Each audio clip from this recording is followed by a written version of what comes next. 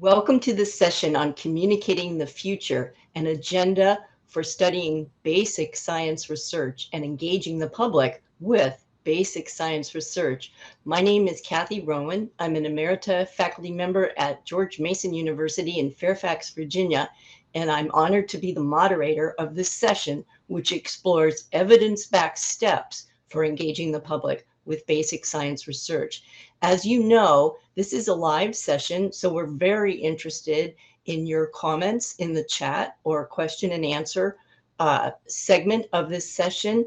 And to begin, we'd like to ask each of the speakers to give a 1-minute takeaway on a key feature of their pre-recorded video, which many of you probably saw, or another point that they think would spur your thoughts and your questions, because that's what's important. We want to hear from you using chat or question and answer.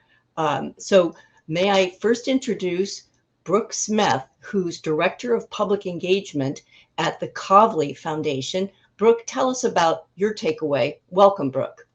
Thank you, Kathy. Hi, everybody. Good morning, good afternoon, evening. I'm very excited to be here. Rick and I have been partnering on the Science Public Engagement Partnership between the Department of Energy and the Kavli Foundation to explore this area for about 1.5 years now.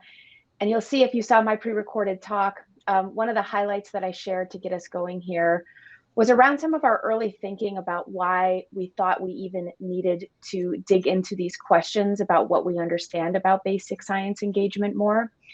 And I shared a few observations in my career of communicating and engaging people in science, in that so much of what we talk about and see in discussions about quality engagement is around this two-way meaningful dialogue. And often when we find ourselves at scientific conferences or other discussions about public engagement, we are talking about how that two-way meaningful dialogue between scientists or professionals in science and various publics is a really effective way to engage people in science. And really asking questions about what does that mean and look like if you're a basic scientist and are doing basic science, and recognizing that many of the examples, especially in the social science literature, seem like they're about applied science. And so we started wondering, what does that mean for basic science? Is it the same rules, same learnings apply? And in this spirit too, I share a story at the end of the session if you have a chance to watch it, around sometimes my experience with working with basic scientists when they're really thinking through some of their own communication skills and tactics. And as we know, one of the things that we ask in communications is to really think through the relevance of your science. Why does what you do matter, and whom does it matter to? And in basic science, sometimes that question is not answered about your science specifically. It's more, what's the role of basic science, and why are we investing in basic science? And sometimes that can create a tension for scientists who are wanting to engage or communicate. Is it about their science specifically, or are they a spokesperson for basic science generally? So really just wanted to get us thinking about, why are we even thinking about basic science and its engagement and communication specifically? Excited to talk about that today. Thank you so much, Brooke. Let's hear from Rick Borchelt, a brief introduction. Rick is with the Office of Science at the U.S. Department of Energy. Rick, your thoughts. What's a key takeaway or discussion-provoking comment you'd like to make? Hello, everybody. Thanks for showing up here on the very tail end of the AAAS meeting. One of the nice things about going last in a meeting like this is we get to listen to a lot of the preceding comments and the preceding sessions and programs. And I have to say that the need for us to focus on basic science communication has never been more evident than for those of us who've been spending the last 4 days listening to the science communication sessions and workshops and programs here. Almost without exception, these conversations about science communication were wholly oriented toward problem or contested science. They were focused on solving community problems, usually environmental or health, or combating misinformation about vaccination, about health, again, about climate.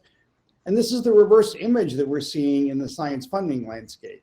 We often note that about 95% of the public conversation about science that we deal with in science communication is about only 5% of the science. The contested science, as opposed to what theorists call the normal science, which is 95% of our funding budget. And that's what we found in the Science of Science Communications research too. We did we commissioned some really excellent research in the landscape literature. And then we based a really powerful, in my mind, I can speak humbly about this, conference back in July for about 1,500 folks who joined us to talk about what it means to communicate about basic science and what it means to engage in basic science. But every time we talk about science communication and public engagement, in most forums, the energy is immediately sucked out of the room by people who want to figure out why the public doesn't believe or trust science. And that's perfectly understandable. And I get it. One of Friday's speakers observed pretty gloomily that if we didn't confront disinformation about science, we would, quote, return to the dark night of tribal society, end quote. Now, I don't think this is going to happen if we don't pay the requisite attention to basic science, but we will lose opportunities to tell the whole story of science, and we will lose opportunities to reinforce that innovation and technological advances start somewhere, and that somewhere is in discovery science, and that needs awareness, needs understanding, and needs support. We need to bolster public and policymaker understanding of the enabling role of basic science every time we talk about the technological advances that it provides, or the policy ramifications that flow out of that, or we risk damaging the social contract for public support for discovery. And I really look forward to hearing other conversations and reactions to that. Thank you, Rick. That's a great launch pad. I'm looking forward to the comments and questions to follow up. And next we have Dr. Sara Yo. She's an assistant professor of science communication at the University of Utah. Sara, your takeaway or thoughts to spur conversation in the chat or the Q&A. Welcome, Sara. Thank you, Kathy. I got tenure in the pandemic time, so I'm actually an associate professor. Right. But it feel like it because nobody sort of like, where did the 2 years go? Thank you. Welcome, everybody. I'm really excited for this conversation today. If you watched my spotlight video, I spoke a little about a research agenda for basic science communication.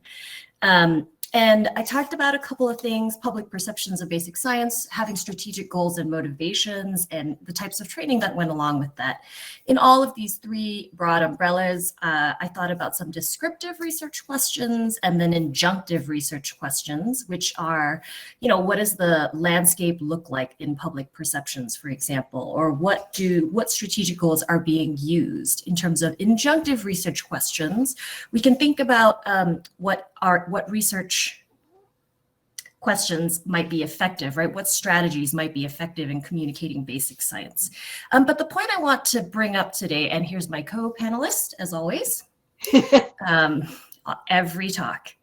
The point I want to bring up today that I want us to think about in terms of the research questions is there a difference when it comes to the science of science communication or science communication in general between basic and applied science?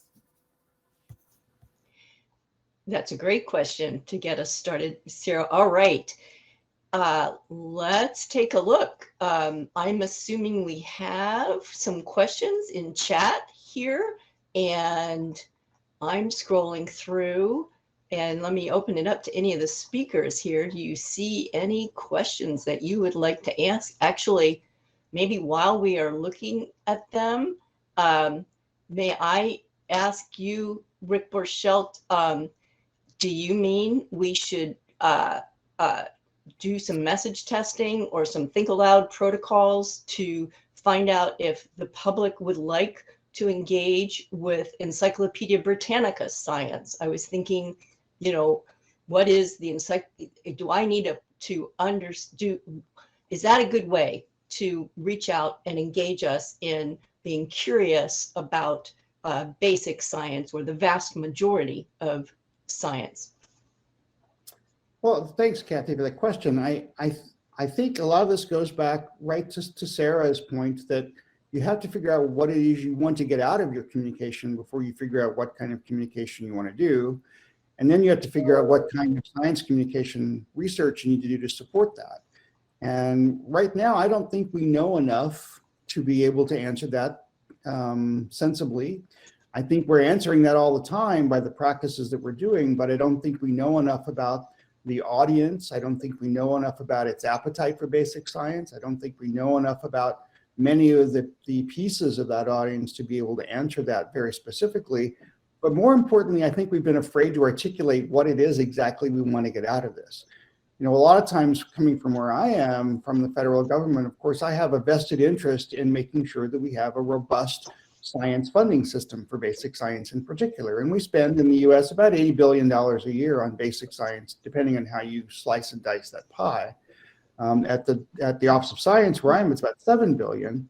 And I think that the interest of the people who manage those programs and the people who work with our budgets and work with our programs on the Hill probably have a different understanding of what they would like to see in our communication, maybe even than we do. They may really want to have a more marketing or persuasive approach, whereas we may want to have a much more cognitive and awareness-based or understanding approach or literacy approach. And I think that's what that gets to, is which of our audiences that are invested stakeholders in basic science, what do they want to see that communication look like, and what do they want to see the outcomes be for that kind of communication?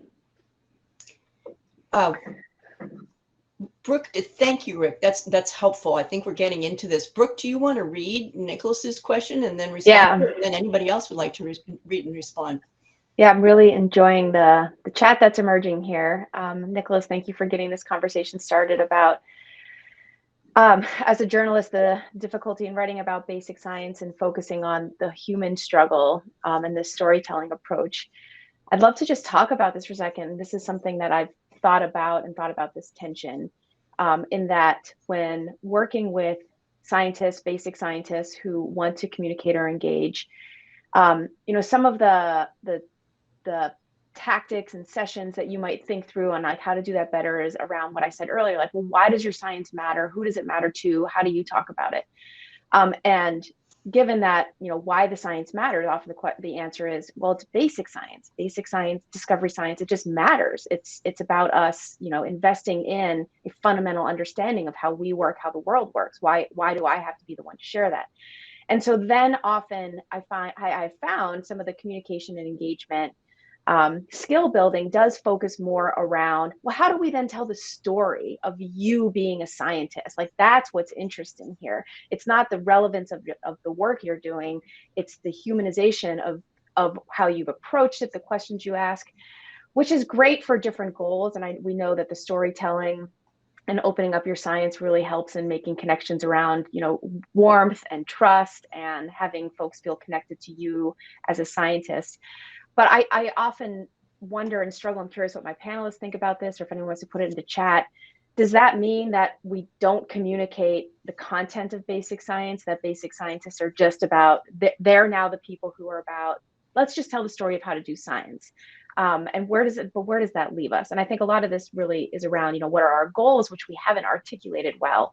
But I've kind of seen this struggle around, is it the story of doing the science? Is it the story of the science? Is it the relevance of the content? And without being clear about our goals and what's different about basic science, I worry we're not going to be as effective at preparing to engage and communicate, and in our strategies to do so. I'm just curious what others think about this. And there's a nice conversation about this in the chat. There is a nice conversation going. Let's see, Sara, I'm wondering if you would want to read some of those comments and then say some of your thoughts that are emerging.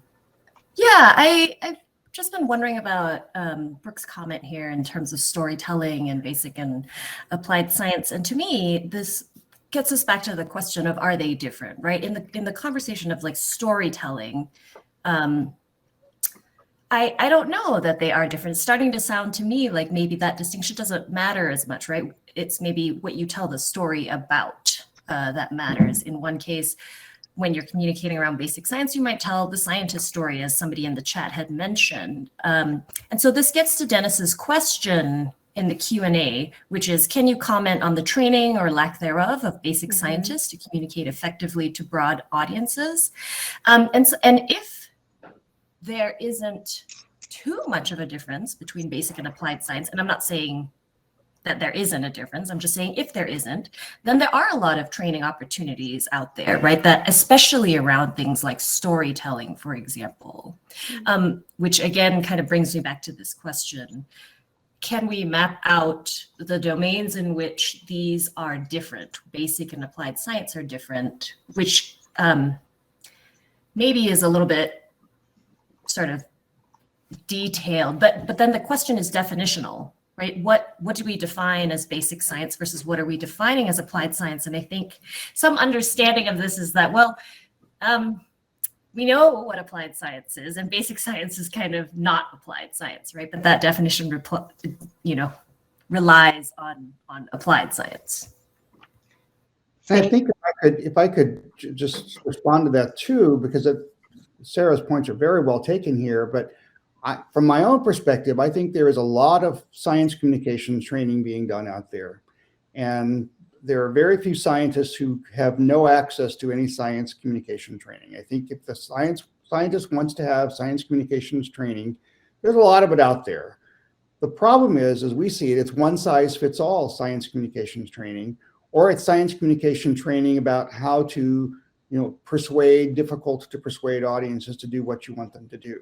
Neither of those is really around basic science. And so what we see in this landscape, or what we feel in this landscape is if there is a difference between how one communicates about or engages with basic science, that's not reflected in the training options that are available to us.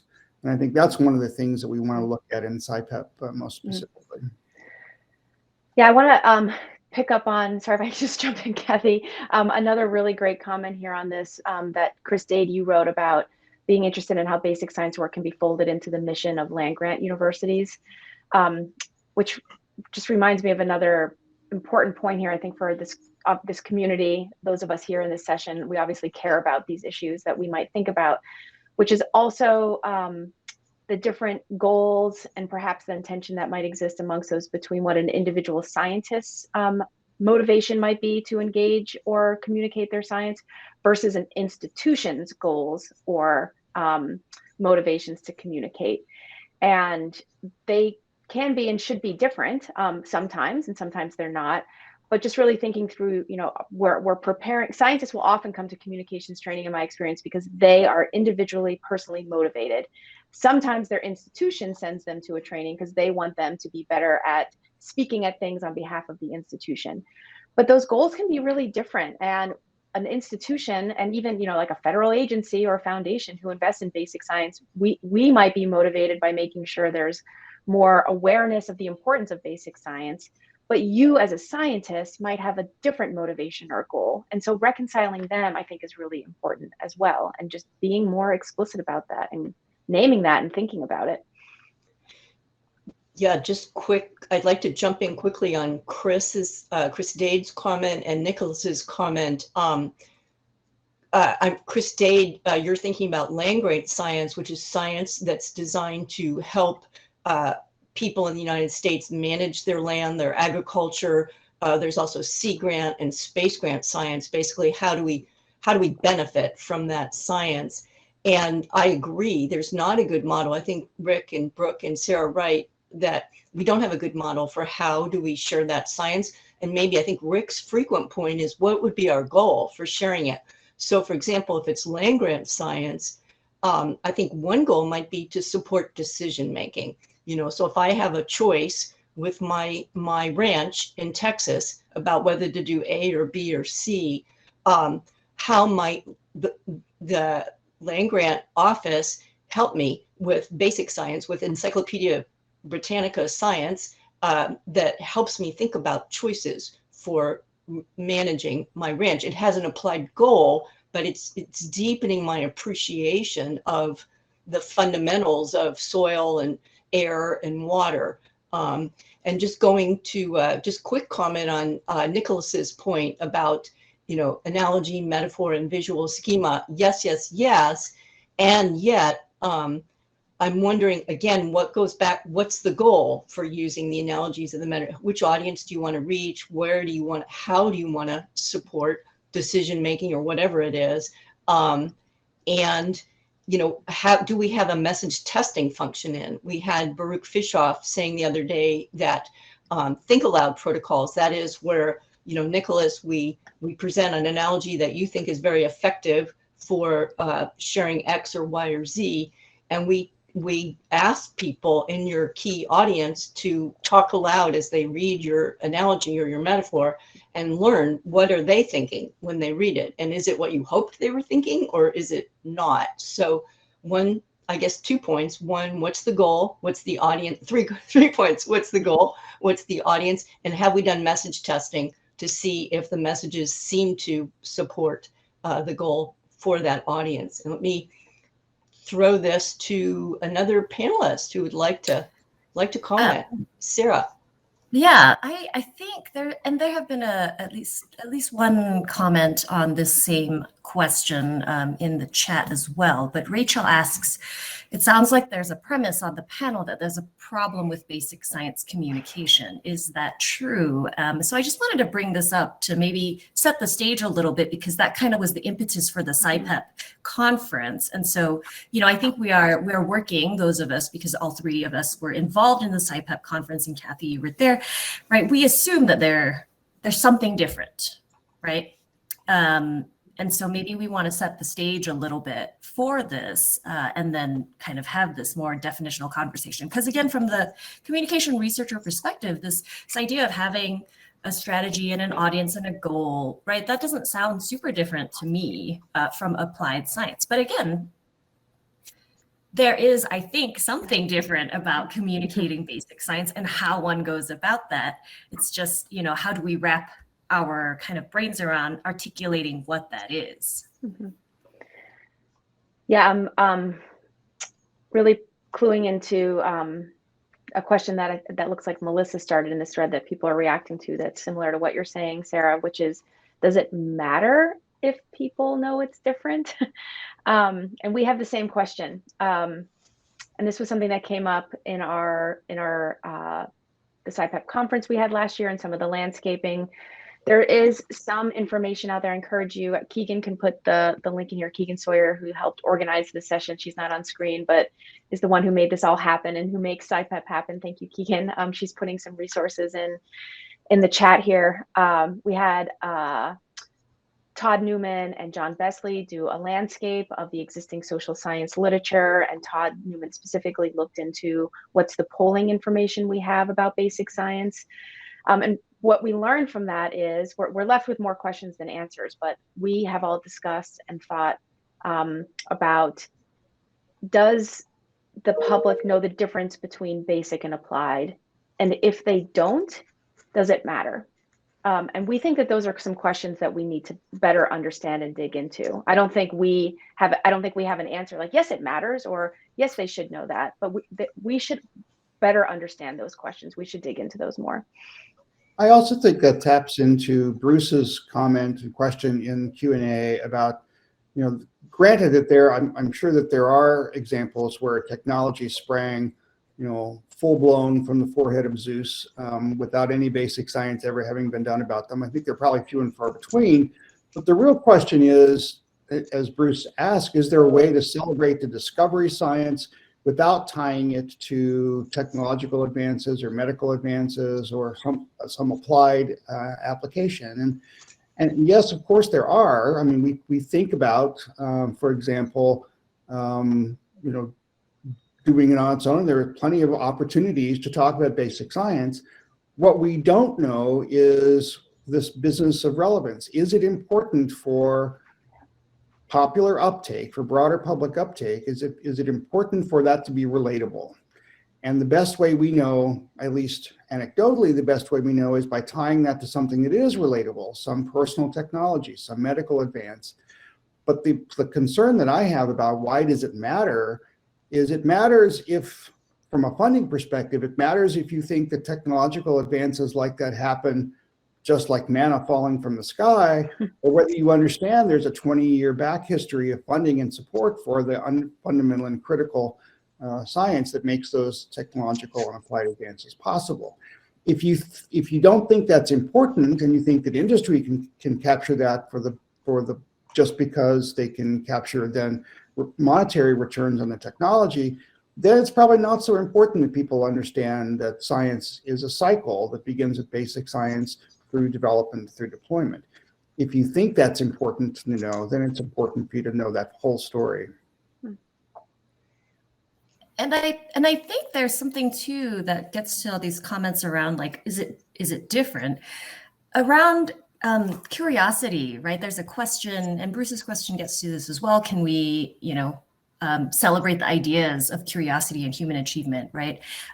Venturing into areas of science labeled "Here be dragons." These are questions in the Q&A. And so I think there's something around basic science that has to do with curiosity and excitement and perhaps hope, right? Which Todd Newman studies a lot. And so on the one hand, sometimes I think, well, maybe there's not that much difference in the communication around basic and applied science. But then I think about kind of this curiosity and hope. We think about these so much more when they're just brought to the fore, I think, when we think about communicating basic science, right? If we're thinking about communicating around a vaccine, we're thinking about misinformation. We're thinking about how do we get someone to get vaccinated, right? Not necessarily how do we get someone excited about CRISPR, for example, And so I think there's a big difference. There's something different. Yeah. There was a really great conversation we had last July at the SciPep meeting around curiosity, a really, I thought, powerful session about it. Any of you can go back and rewatch those sessions from the SciPep website. But one of the questions that was raised during the curiosity discussion that I thought was so interesting was recognizing, like you're saying, Sarah, that many basic scientists are like, but we want to just share it because it's cool. It's cool stuff. People should know it's cool. And isn't being cool enough? Like we're spreading curiosity. We're sparking curiosity in folks. And so kind of, I think 2 points about that came up. One was, is sharing curiosity a goal though? Some folks who work in strategic goal setting would say that's not a goal. Like you're doing that for something else. What's that something else? And have we really thought about that? And then on a different thread, we had a conversation about, whose curiosity is it? And have we really unpacked who gets to share their curiosity? And the fact that we had a conversation about, there's different curiosities for different people. And have we really looked at how science is being shared? And this is, really important in some of our discussions we have about around equity and justice in science. Who gets to share this stuff? What's their perspective that they're bringing forward? Who do they get to share it with? And we've talked about that on the applied sciences a lot, but I don't think we've stopped and thought about what that means for curiosity. I think many of us in this world feel like, oh, well, that's just cool. What I think is cool to another person. But no. So what is different? What does curiosity mean to different people? And really thinking about that. And if curiosity is going to be one of our major motivators and drivers, we might want to unpack that more too. I also worry just a little bit about the sort of the general tenor of conversation in the public marketplace around science, and whether or not we're creating a situation where it's a self-fulfilling prophecy that science is not trusted or science is not credible. Because if all we're hearing particularly in sort of the broader media, particularly legacy media, if all we're hearing is that people don't trust science, that there's an erosion of confidence in science, that people don't trust vaccines, they don't understand climate science, and so they don't appreciate the needs for mitigation and adaptation. If that's the only conversation that's happening, then we suddenly become, this conversation is only about the problems with science, only about the problems with science communication. And so much of the communications research that we're doing now, and so much of the communications practice that we're doing now, and almost all of the engagement practice that we're doing now is around that problematic science, the contested science. And so there is no alternative narrative that people can latch onto for basic science. That's, I think, one of the concerns I have, but I can tell you, I don't know what the impact of that would be, because we just don't have that, data. Rick, just a quick follow-up on that point. I feel as though your point is leading into the literature on it's in the media diet, or maybe Sara can give us the exact name of that literature, but it's basically media consumption literature. Do I consume media to evaluate how angry I am or how happy I am about things, or do I consume media, or do I go on hikes or boating trips or whatever it is because I like to learn. I like learning stuff. I like reading science news. And I'm wondering if SciPep if that's a good direction for among the different publics and the different goals. When do you get more need to evaluate, which sometimes you need to do, and when do you get more need for cognition, which sometimes we do? I know Sara knows more about that literature than I, so I'm wondering if she has thoughts about that. Well, there's a question also about data and what the public considers basic science that I kind of wanted to bring up after Rick had mentioned data. And I don't think we have much data on what the public considers basic versus applied science. And I think this is maybe a term that we use a lot as scientists and being involved and being science people, right? And I don't, there's no data. What are the public perceptions around basic science? That's one of the points I brought up, as a research agenda, right? Can we set a baseline around what do publics understand as basic science? Because that probably will give us a sense of whether it matters to public audiences, right? And I think it matters to us inherently that publics know something about basic science because we probably find it exciting and interesting, right? But I think about what types of sciences get covered a lot, right? With the exception of climate and COVID and vaccines, but space, right? We see a lot of that. The James Webb Telescope. I woke up to follow that. I don't even know why, right? But it's exciting. Just the idea that human ingenuity is able to do this is exciting. Hello, space scientist. Sorry, there was a space scientist in the chat, but it's fascinating. And there's something about that. But I want to, as a researcher, I want to know who's waking up to watch that. And I have a hypothesis about who's waking up to watch that, right? But also who's not. And how do we think about maybe encouraging more people to be interested, to be excited, to be science people, right? How do we encourage more people who don't look like the typical scientists to be more interested in that? Is that, does that help with our basic science communication? Right. And I think one of the things that we don't spend a lot of time thinking about with regards to that then is, but why? Because we want more people to do science, because we want more people to support science. And I think we haven't carried that conversation that extra step. Let's have more people think this stuff is cool. Great. Why, which people, to what end? And thinking things are really cool. It could be a strategy because we want more people, more diversity in who does science. But then again, that comes back to, so how are we talking about it? Who's talking about it? So I think we're scratching the surface of a lot of interesting things here, but we haven't thought through it strategically enough, and we haven't collected enough data to have an informed conversation about it.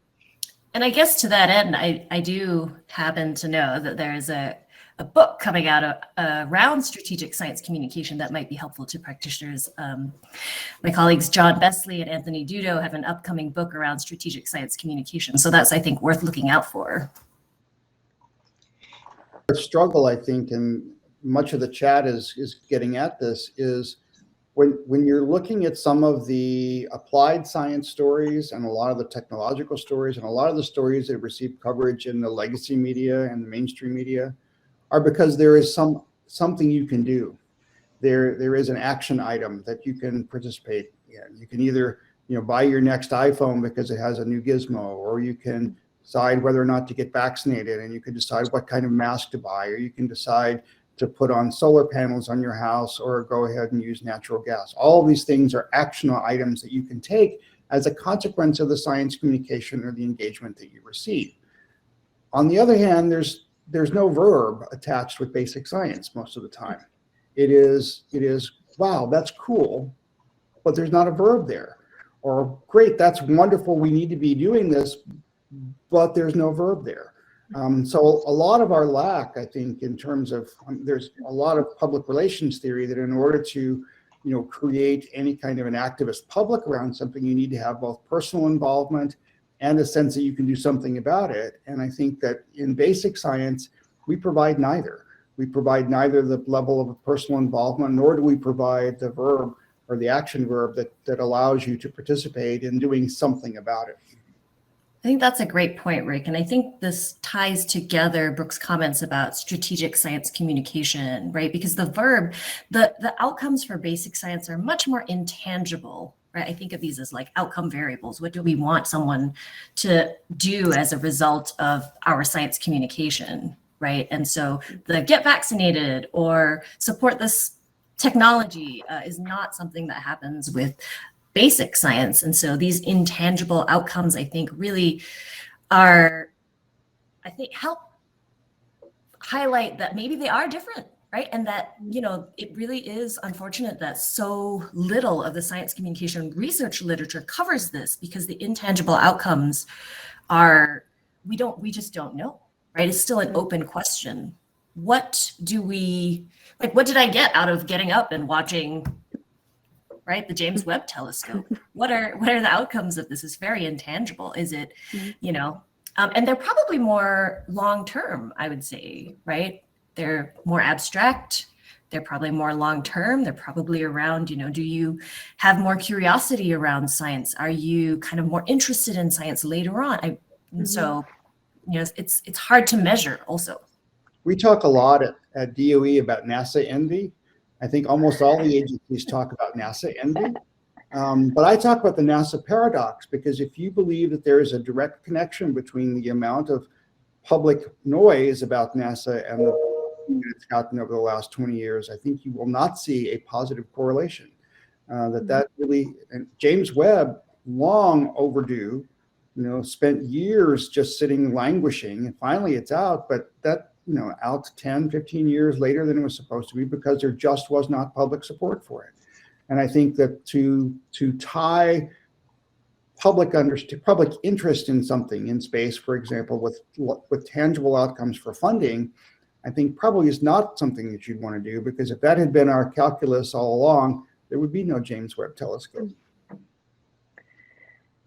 There is a really great thread happening in the discussion right now that I want to draw attention to chat about for a minute, about the importance of building in some of this skill building and strategic thinking about communications in early on in scientist training as part of graduate training or in other places. And I know this is something that we've talked a lot about, something that I care a lot about and totally agree with this. I'm just wondering if we want to chat about this thread a little bit, and also connect it to the fact that at the beginning of the session, we talked about whether or not we need to think about elements of communication training that might be more specific to basic science, or if the one size fits all is fine for basic scientists.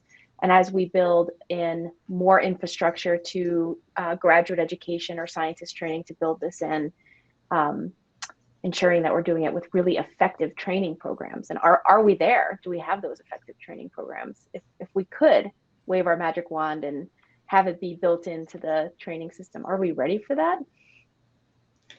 Yeah, just quick. I'm just reading Akshay's Ajugos. She says, I wonder if tying research stories to citizen science would be effective. And thinking about what Sara said about waking up to the telescope, what's the latest happening there? You know, we have, if we are out there learning about stars and being able to, you know, identify all kinds of new things in space, how is that tying to this is very broad, but the quality of my life, my level of happiness, my belief that I can be an independent thinker and do and be who I want to be rather than what everybody else wants me to be.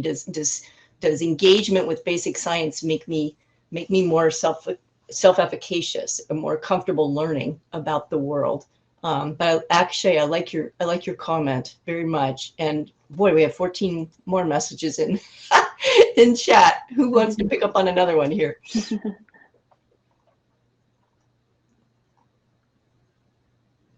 Let's see, Rick. Let me let you do this thing you're suggesting. We might not have had a chance to address at the end of the session how to make social science literature more accessible. Rick, do you want to comment on that? Sure. The the concern that one of the very first concerns that we picked up both from the landscape study and from the conference itself was there are a whole lot of people doing science communication and science engagement. There are a whole lot, not nearly as many, but there are a whole lot of people doing research, social science research on science communication and on science public engagement. And it's like they're on different planets. So it's very, very seldom that the findings from the social scientists make their way into the practice community. And it's very seldom that the practice community turns them to social science to be able to inform its practices. We need to find some way. I study gene flow between populations of insects, butterflies. We need to find some way for effective gene flow to go between those two populations. That's my challenge, and it's not as easy or as straightforward as I think we originally thought it might be. Thank you. Other thoughts, panelists, of things we would like, if someone would like to be more involved in, let's see, Brooke, do you want to spell out SciPep? It's in the chat, but just help us go there if we want to learn more about this. Yeah, I'd love to put a plug in for this. So SciPep, the Science Public Engagement Partnership, that is the name of the partnership between the Kavli Foundation and the Department of Energy. We've come together as a foundation who supports basic science and a federal agency that supports basic science, because we both care about the relationship between society and people and basic science, and ask these hard questions. Do we know enough? What do we know? And so our partnership is meant to identify what we do know, identify the questions we still have, and hopefully help spark and catalyze a community to address those kinds of things.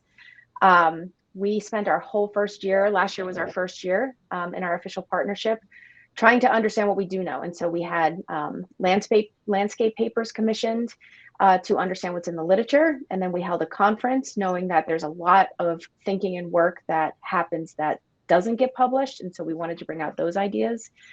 And just about 2 weeks ago, so pretty recently, we put out what we are calling a prospectus. And this is a white paper from the DOE and the Kavli Foundation that summarizes our year of learning.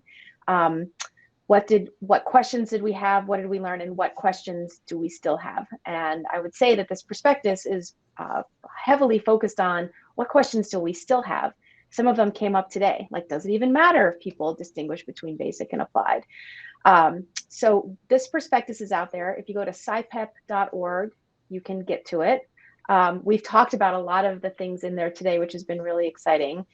But one thing we will do is on March 1st and 2nd, we are going to be hosting listening sessions, Zoom conversations, so that we can hear your thoughts about that prospectus. And so I invite any of you, there's a lot of energy and excitement in the chat about some of these topics. Take a look at that prospectus. And if you have ideas for us about how we can move forward on those things, or if there's a question we missed, or you might take one of those questions a different way, we invite you to come to one of these sessions. We're going to have a very interactive session for a chance for you to share your ideas, write down your ideas. And so that's a great way that you can be involved with SciPep, because we're hoping that that can help steer a research agenda moving forward so we can be smarter about this work. But I also want to say that absolutely, I want to see all of you at, well, I don't know that we can handle all of you at the listening session. We want to see many of you at the listening session, or sessions as the case may be. But one of the things that I talked about, action verbs, the action I want to leave with all of you is, don't let science communication conferences always be hijacked by problematic and contested science. Talk about the need for effective engagement around basic science. Talk about the need in these kinds of conversations. Champion that, catalyze that, connect people with these concerns around basic science, and not just only let our conversations around science communication be at the level of people don't trust science, people won't get vaccinated, people don't know what to do about climate change. I also want to highlight one other point that's come up quite a bit in the chat so far about research and practice and the intersection and the gap between practice and research. And I wonder if the space around basic science is somewhere where we can start and catalyze this, right? We already know there's so little social science research in communication around basic science. And is this an opportunity that we might have to connect the spaces of practice and research a little more, right? I think there's also something around basic science we sort of know takes longer, it seems at least to take longer, right? And it kind of maybe fits better, like climate or vaccines, or, with COVID, there's always something happening. And so how do you do the research to find out your audience, to find out the most effective way? But maybe we have an opportunity around basic science that we could think about. I like that. I like that. Great concluding comments. Thank you, audience. This has been terrific discussion in the chat and the Q&A. We deeply appreciate your thinking about this. Please go to SciPep, SCIPEP.org, and find out about next steps, and let us know what your thoughts are about these important questions. Thank you, panelists. Thank you, Rick, Brooke, Sara. Really good session, really good discussion. Thank you, audience. This has been wonderful. Yes. Bye-bye. Thank you all. Thank you. Thanks, Kathy. Thanks, everybody. Thank you.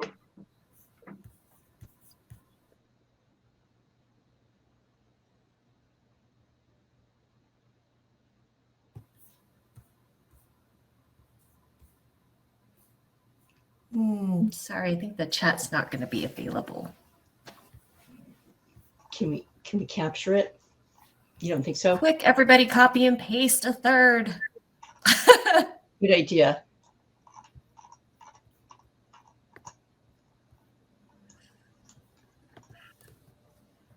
And pasted all that I think. Oh, good job. Everyone do it too, just in case. I will too. Yeah, good Between idea. all 60 of us, we'll have something. Yeah, Really? I think I got it, but other people should have it as a backup. Yeah. Good idea. That's really unfortunate that it's not archived. Thank you for saying that, so we can do something here. Someone in the chat mentioned. Howard, I'm not transcribing. I just copied and pasted it. Yep. Okay. Great. Wow. Thanks, everyone. Maybe I know some of you folks who are still here can do it too. Okay, great. We've got it. We'll make sure we have it. Thank you, everyone. Thanks, everybody. This is great. Great. Have a great holiday weekend. More AAASing, everybody. Thank you. Take Thank you, care. Bruce.